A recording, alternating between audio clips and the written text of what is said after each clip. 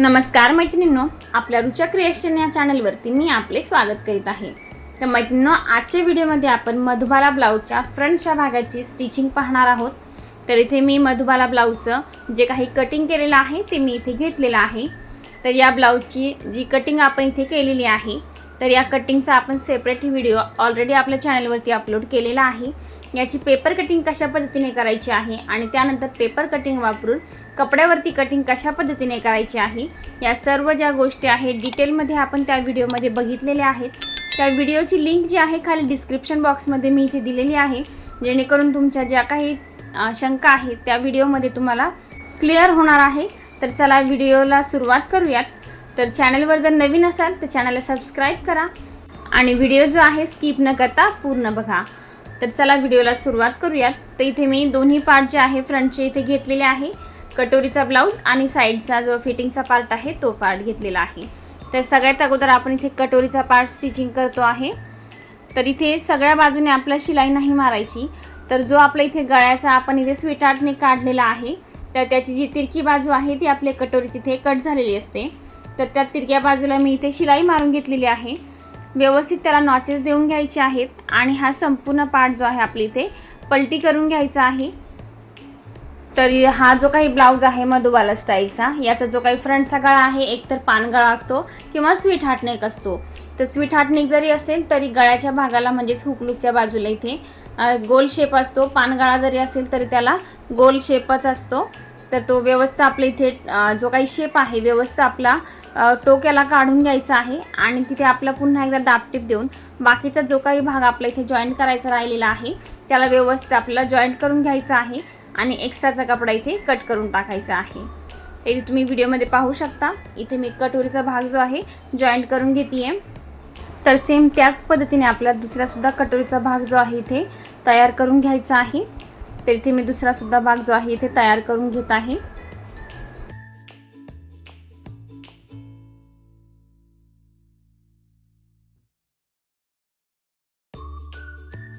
तर आता इथे दोन्ही भागाचे कटोरीचे जे पार्ट आहे ते आपले तयार करून झालेले आहेत। तुम्ही इथे पाहू शकता दोन्ही कटोरी जे आहे आपले इथे सेम झालेले आहेत। तर इथे तुम्ही पाहू शकता एका कटोरीवरती आपण जे काही इथे मार्किंग केलं होतं फॅब्रिक कट करताना, तर ते मार्किंग आहे। तर इथे आपला हा जो ब्लाऊज आहे फ्रंट ओपन करायचा आहे, त्यामुळे आपण या ब्लाऊजवरती कटिंग करतानाच हुकलूकच्या पट्टीसाठी 5 इंच कपडा एक्स्ट्रा कट केलेला आहे। जर तुम्हाला बॅक हुक करायचा असेल तर हा जो पार्ट आहे तुमच्या कटोरीमध्ये इथे नसणार आहे। सोबतच आपण इथे टक्स सुद्धा मार्किंग करून घेतलं होतं। तर हे जे मार्किंग आहे हुकलूकच्या पट्टीचं आणि टक्सचं दोन्ही मार्किंग मी इथे चॉकनं व्यवस्थित डार्क करून घेतलेलं आहे आणि पुन्हा ती कटोरी जी आहे एकावर एक ठेवून व्यवस्थित दोन्ही कटोरीवरती हा आकार आपण इथे छापून घेतलेला आहे।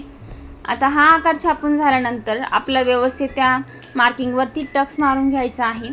तर सेम आपण जसं कटोरीला आपल्या कटोरी ब्लाऊजसाठी टक्स मारत असतो, सेम त्याच पद्धतीने हा टक्स आपल्या इथे मारायचा आहे। टक्स मारल्यानंतर इथे तुम्ही कटोरीचा भाग पाहू शकता, एकदम व्यवस्थित पद्धतीने आपला हा पफ इथे तयार झालेला आहे। तर दोन्ही पफ आपले इथे तयार झालेले आहेत। त्यानंतर आता आपण इथे फ्रंटचा पार्ट म्हणजेच फिटिंगच्या साईडचा पार्ट इथे तयार करूयात। तर हा अस्तरचा जो भाग आहे ते मी बंद बाजूवर कट केला होता, त्याचे मी 2 पार्ट इथे करून घेतलेले आहेत। त्यानंतर आता मेन फॅब्रिकच्या सरळ बाजूवरती आपले इथे अस्तर ठेवायचा आहे, म्हणजे जो काही आपला अस्तरचा भाग आहे तो पूर्ण शिलाई मारून आपला आतल्या बाजूने इथे दुमडायचा आहे। त्या हिशोबाने आपल्याला इथे सरळ बाजू ठेवायची आहे मेन फॅब्रिकची आणि त्याच्यावरती मी अस्तरचा कपडा इथे ठेवलेला आहे। मी पुन्हा एकदा सांगते, आता हा जो कपडा आहे आपल्याला कटोरीचा जो भाग आहे तेवढ्याच भागावरती शिलाई मारायची आहे।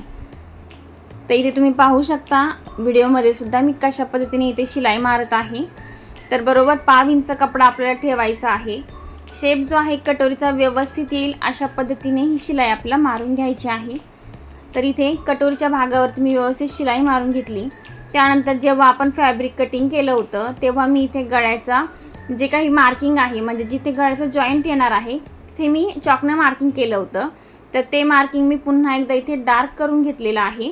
कपडा पलटी करण्याच्या अगोदरच हे मार्किंग आपल्याला डार्क करायचं आहे। तर हे जे मार्किंग आहे मी वरच्या बाजूने जसं डार्क केलं सेम त्याच पद्धतीने अस्तरच्या आतल्या बाजूने सुद्धा डार्क करून घेतलेलं आहे। मार्किंग डार्क करून झाल्यानंतर संपूर्ण आकाराला इथे आपला एक्स्ट्राचा कपडा कट करून नॉचेस मारून घ्यायचे आहेत. नॉचेस मारून झाल्यानंतर हा अस्तरचा संपूर्ण कपडा आपला आतल्या साईडने घालायचा आहे.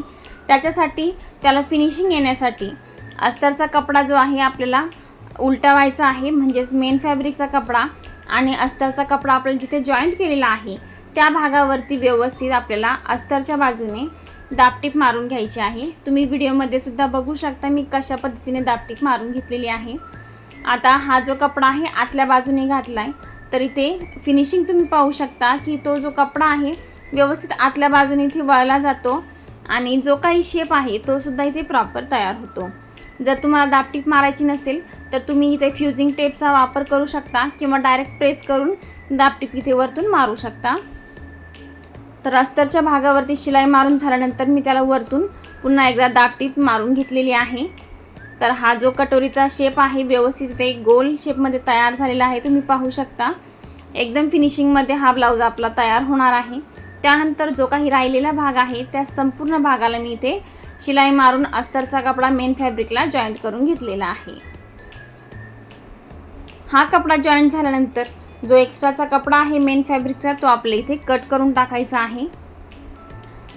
तर हा जो आता कपडा आपण इथे जॉईंट करून घेतलेला आहे सेम त्याच पद्धतीने दुसरा पार्ट सुद्धा आपल्याला आता जॉईंट करून घ्यायचा आहे.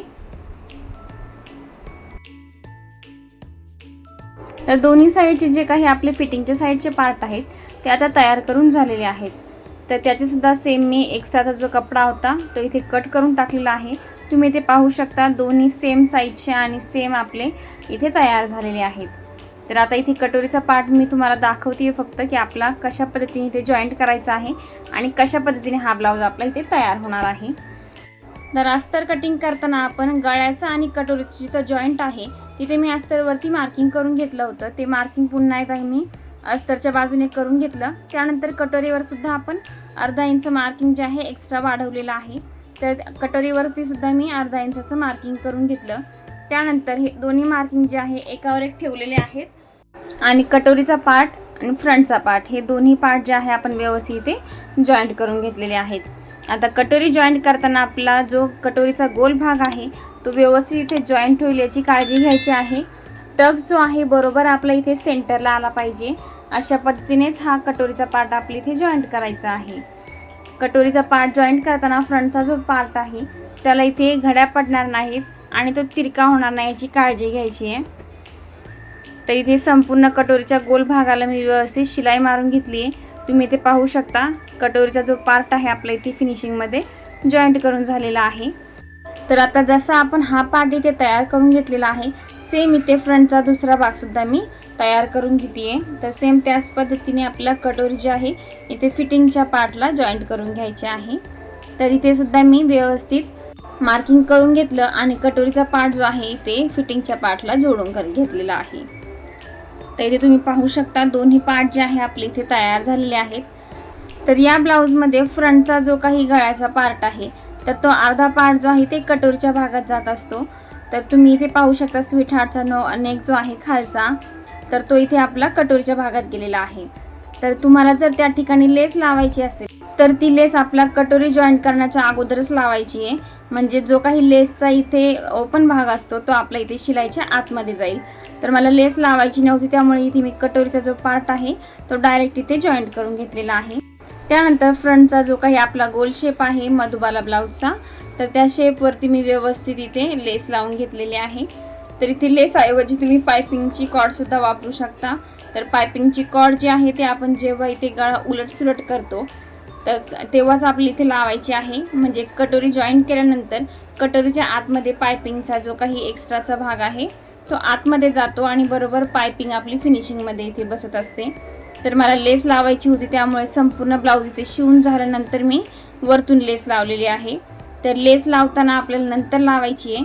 जर पायपिंग लावायची असेल किंवा पायपिंग तयार करून तुम्हाला जर लावायची असेल तर ती आपल्याला कटोरी जॉईंट करण्याच्या अगोदर लावायची आहे, जेणेकरून त्याचा जॉईंटचा जो भाग आहे तो आतमध्ये जाणार आहे. तर आता दोन्ही फ्रंट पार्टपैकी एका फ्रंट पार्टला आपण इथे लेस जॉईंट केलेली आहे. तर इथे मी दोन्ही पार्ट इथे समोरासमोर ठेवलेत. लेस जॉईंट केल्यानंतरचा या ब्लाऊजचा लुक तुम्ही इथे पाहू शकता. तर ज्या भागाला इथे लेस लावलेली नाही आहे तो एकदम इथे प्लेन दिसतोय, म्हणजे या ब्लाऊजचा जो काही लुक आहे तर या लेसमुळे इथे ब्लाऊजचा लुक वाढतो. तर तुम्ही सुद्धा जर असा प्रकारचा ब्लाऊज शिवत असाल तर इथे पायपिंग लेस किंवा लेस आपली साधी लेस इथे वापरू शकता, जेणेकरून या ब्लाऊजचा जो काही लुक आहे इथे हा एकदम परफेक्ट आणि व्यवस्थित येतो. तर हा जो पूर्ण ब्लाऊज आहे मी इथे एकाच कलरमध्ये शिवलेला आहे. तुम्हाला हवं तर तुम्ही इथे कॉन्ट्रास्ट कलरमध्ये म्हणजेच कटोरीचा भाग वेगळा शिवू शकता, वेगळ्या कलरमध्ये येणार आहे. आणि जो काही फिटिंगचा पार्ट आहे आपला तर तो पार्ट इथे वेगळा येणार आहे. तर त्यामध्ये सुद्धा हा जो ब्लाऊज आहे एकदम व्यवस्थित आणि छान दिसतो, त्याची फिनिशिंगसुद्धा खूप छान दिसते. आणि त्या ब्लाऊजमध्ये तुम्हाला इथे लेस लावावी नाही वाटली तरीसुद्धा त्याचा लुक जो आहे एकदम वेगळा दिसतो. तर इथे दुसऱ्या भागाला सुद्धा मी लेस इथे लावून घेतलेली आहे. यानंतर आता आपल्याला याला हुक लुकची पट्टी लावून घ्यायची आहे. तर आपल्या नॉर्मल ब्लाऊजला आपण ज्या प्रकारे हुक लुकची पट्टी लावतो त्या प्रकारे ती हुक लुकची पट्टी आपल्याला लावायची आहे. तर दोन्ही पार्ट आपले लेस लावून इथे तयार झालेले आहे. त्यानंतर हे दोन्ही पार्ट जे आहे मी एकावर एक इथे व्यवस्थित ठेवून घेतलेले आहे. तुम्ही व्हिडिओमध्ये पाहू शकता मी कशा पद्धतीने हे ठेवून घेतलेले आहेत, कारण कटोरीचा भाग आणि फ्रंटचा पार्ट हे दोन्ही पार्ट जे आहे आपण इथे वेगवेगळे कट केलेले आहेत. त्यानंतर हे आपण जॉईंट केलेले आहेत. तर जॉईंट करताना आपला कपडा जो आहे इथे कमी जास्त होऊ शकतो, त्यामुळे फ्रंटचा पार्ट मी अशा पद्धतीने इथे मोजून घेतलेला आहे. कारण गळ्याची जी पट्टी आहे आपण साईडला इथे अर्धा इंच वाढवलेली होती. तर जॉईंट करताना ही कमी जास्त होण्याची शक्यता असते, त्यामुळे व्यवस्थित मोजून घ्यायचं आहे. कमी जास्त झाली असेल तर ते सरळ आपल्याला कट करून टाकायचं आहे. आणि त्यानंतर आपली इथे हुक लुकची पट्टी लावायची आहे. हुक लुकची जी पट्टी आहे आपण नेहमीच्या ब्लाऊजप्रमाणे तिथे लावायची आहे. हा जो ब्लाऊजचा प्रकार आहे तुम्ही बॅक हुकचा सुद्धा करू शकता किंवा फ्रंट ओपनचा सुद्धा करू शकता. तर हा जो पार्ट आहे अस्तर कटिंग करताना मी बॅक साईड जी आहे बंद बाजूवरती कटिंग केलेली आहे आणि फ्रंट ओपन केलेला आहे, त्यामुळे मी इथे फ्रंटच्या पार्टला हुक लुकची पट्टी इथे जॉईंट करून घेते आहे. तर इथे बॅक हुक असेल तर इथे तुम्हाला फ्रंटच्या साईडला हुक लुकची पट्टी जॉईंट करण्याची गरज नाही आहे. तर इथे दोन्ही पार्ट जे आहे मी हुक लुकची पट्टी जी आहे इथे मोजून घेतलेली आहे व्यवस्थित. हुक लुकची पट्टी जॉईन केल्यानंतर ब्लाऊजच्या कमरेकडच्या साईडला आपल्याला नेहमीप्रमाणे पट्टी लावून घ्यायची आहे. तर जशी आपण बॅक साईडच्या भागाला पट्टी जॉईन करतो त्याचप्रमाणे मी इथे 1.5 इंचाची पट्टी कट केलेली आहे आणि ती पट्टी आपली इथे जॉईन करायची आहे. उरलेली पट्टी जी आहे आतल्या साईडने आपल्याला फोल्ड करून इथे जॉईन करून घ्यायची आहे. तर इथे तुम्ही पाहू शकता मी कशा प्रकारे पट्टी जी आहे जॉईन करून घेतलेली आहे. तर इथे आपला मधुबाला ब्लाऊजचा फ्रंटचा जो काही पार्ट आहे पूर्ण आपला इथे शिवून तयार झालेला आहे. तर याचा लुक जो आहे तुम्ही इथे पाहू शकता कशा पद्धतीने हा ब्लाऊज आपला तयार झालेला आहे. ब्लाऊजचा जो काही पफ आहे तो सुद्धा तुम्ही इथे पाहू शकता. एकदम व्यवस्थित इथे ब्लाऊज तयार झालेला आहे. ब्लाऊज छोटा जरी असेल तरी पफ जो आहे व्यवस्थित इथे शेपमध्ये तयार झालेला आहे. तर आजचा व्हिडिओ कसा वाटला नक्की कमेंट करून सांगा.